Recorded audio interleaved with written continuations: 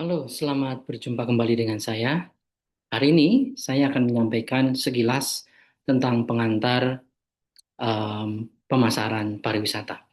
Ini adalah bagian dari kuliah saya yang lain yang sebelumnya sudah diunggah di channel saya.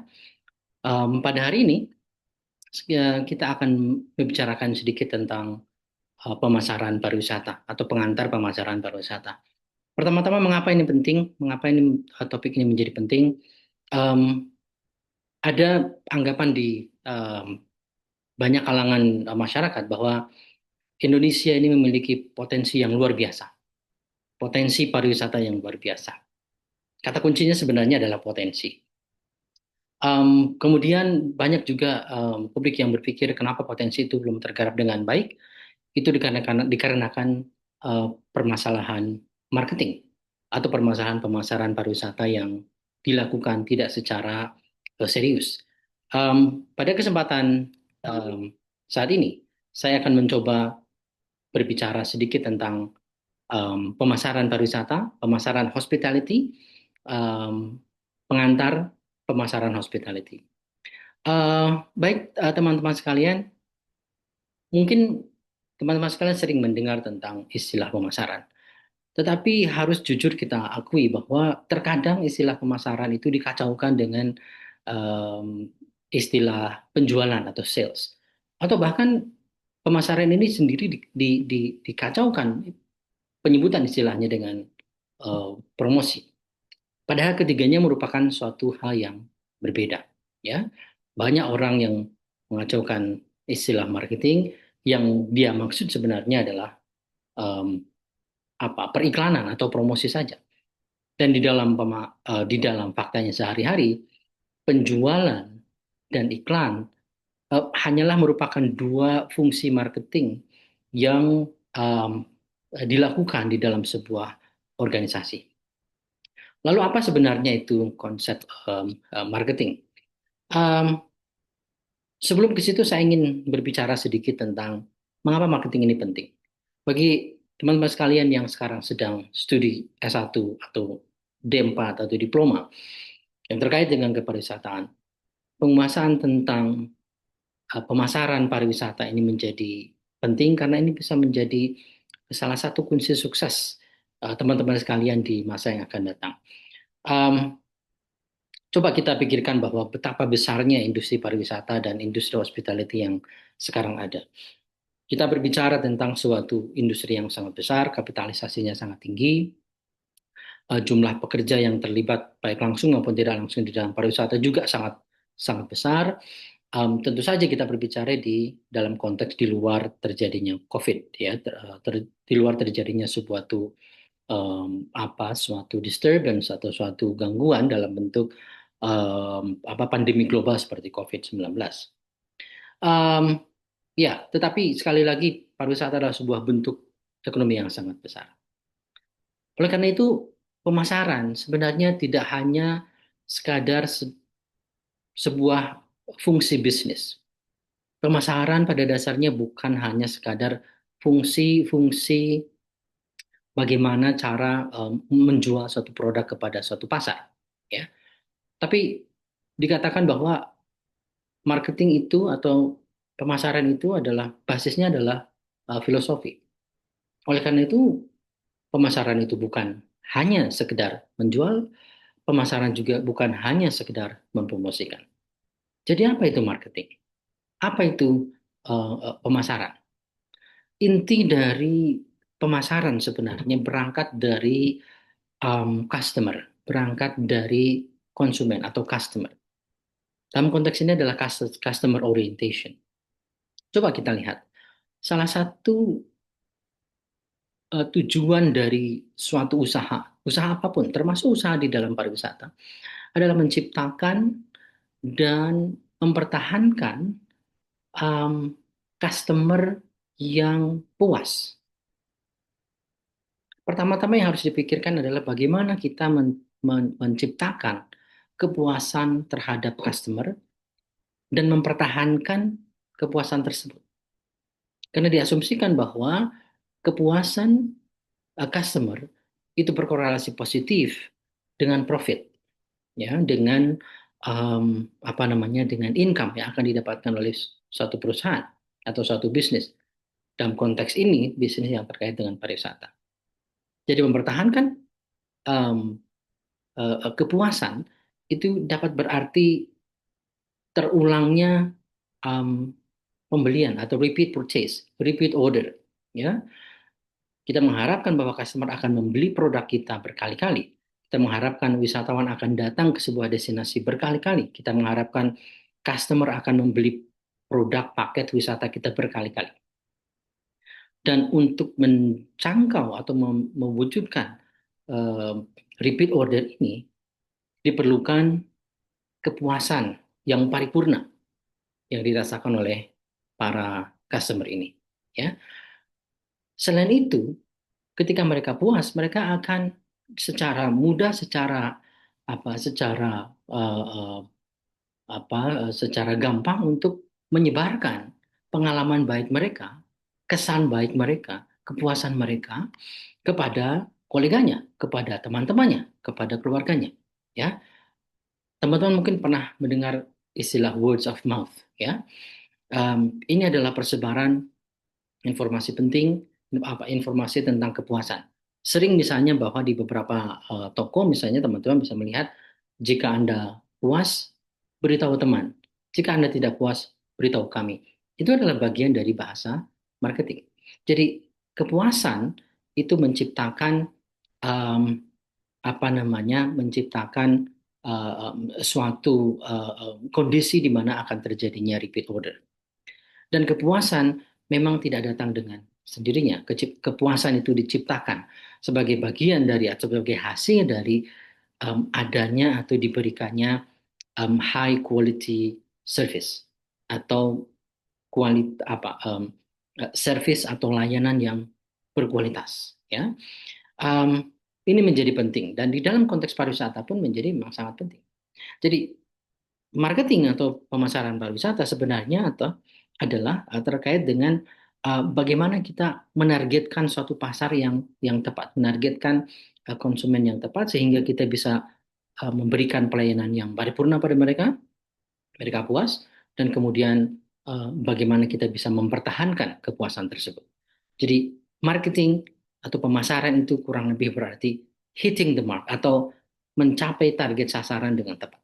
Oke, jadi tujuan pemasaran um, salah satunya adalah memang untuk mendapatkan penjualan, tetapi sekali lagi penjualan adalah hasil akhir saja, akibat saja dari tercapainya kepuasan pelanggan, ya dalam hal ini kepuasan kepuasan wisatawan terhadap pengalaman yang mereka dapatkan. Pada akhirnya destinasi um, biro perjalanan wisata travel company itu diharapkan menjadi suatu eh, establishment yang dikatakan sales itself, menjual dirinya sendiri. Artinya bahwa em, sebuah korporasi, sebuah perusahaan pariwisata, sebuah destinasi wisata bisa menjual dirinya sendiri dalam artian em, customer datang sendiri karena mereka sudah mendapatkan kepuasan yang luar biasa. Kemudian mereka melakukan repeat order. Um, Sekali lagi, ini tidak berarti bahwa promosi dan periklanan itu tidak penting. Mereka sangat penting, tetapi sekali lagi itu adalah bagian integral dari marketing, ya, dari pemasaran. Dan pemasaran berawal dari bagaimana kita hitting the mark kepada target pasar yang ingin kita sasar.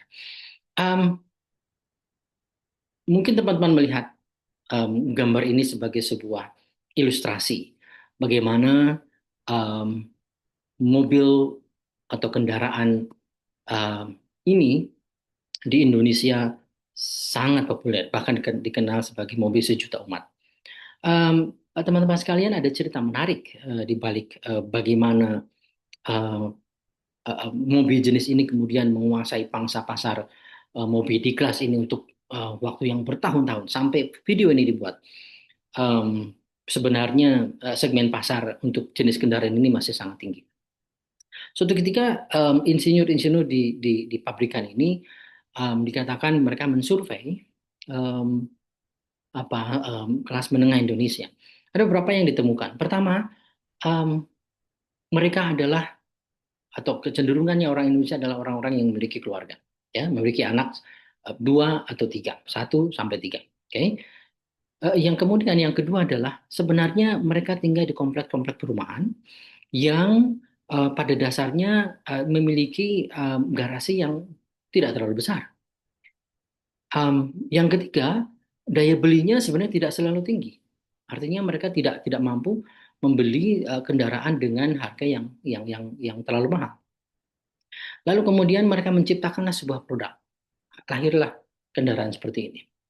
Pertama, dia adalah kendaraan keluarga, muat di apa namanya di kendaraan muat 7 orang penumpang. Yang pertama, yang kedua ukurannya kecil, jadi bisa masuk di garasi-garasi yang lebih kecil. Yang ketiga, um, murah untuk ukuran sebuah kendaraan baru. Ini adalah kendaraan yang relatif murah. Maka kemudian kita bisa melihat bagaimana kendaraan ini menjadi raja jalanan. Ya, kendaraan ini booming menjadi mobil sejuta umat.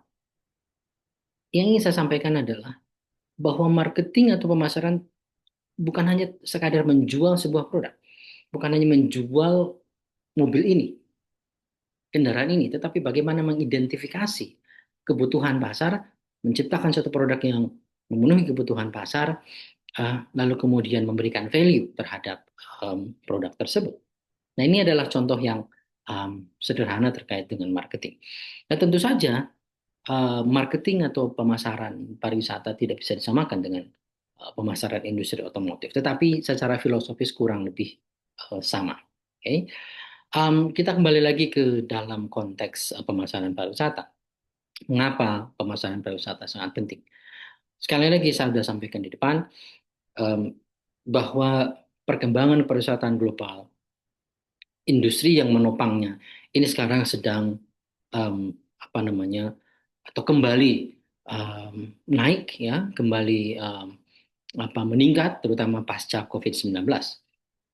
Di banyak negara kepariwisataan sedang sedang sedang naik terlepas dari beberapa isu. Tetapi industri pariwisata secara global sedang mengalami kenaikan pasca COVID. Ya, didorong juga dengan apa jaringan-jaringan hotel baik itu jaringan global, jaringan nasional, bahkan hotel-hotel yang tidak memiliki jaringan dalam artian hotel-hotel yang didirikan apa namanya oleh perusahaan-perusahaan yang tidak terafiliasi dengan perusahaan global.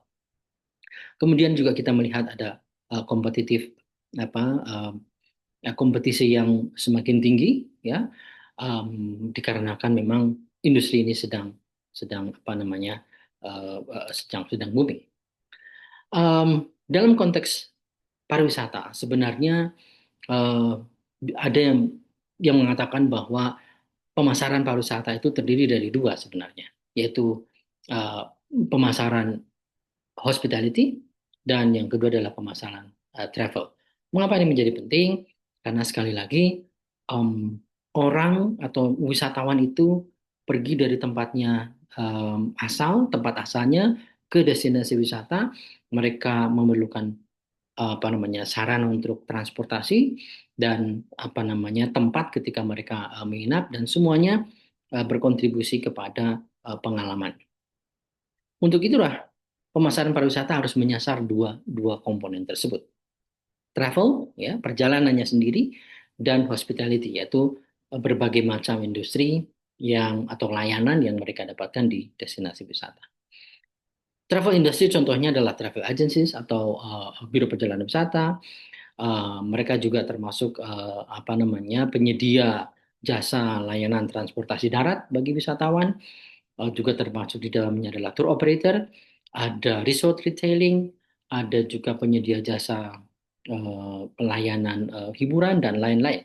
Termasuk di dalamnya ada apa namanya convention misalnya.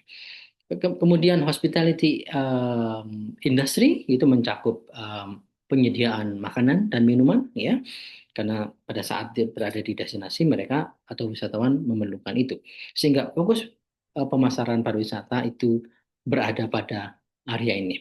Secara singkat dapat disimpulkan bahwa pemasaran pariwisata setidaknya harus mencakup pemasaran yang terkait dengan bagaimana wisatawan em, melakukan perjalanan dari tempat asal ke destinasi, dan yang kedua adalah pemasaran yang fokus ke pelayanan-layanan industri hospitality yang memungkinkan atau yang mendukung terjadinya em, apa namanya kegiatan wisata di destinasi. Oke, saya kira ini saja yang bisa saya sampaikan pada pertemuan kali ini, dan sampai jumpa pada pertemuan yang akan datang.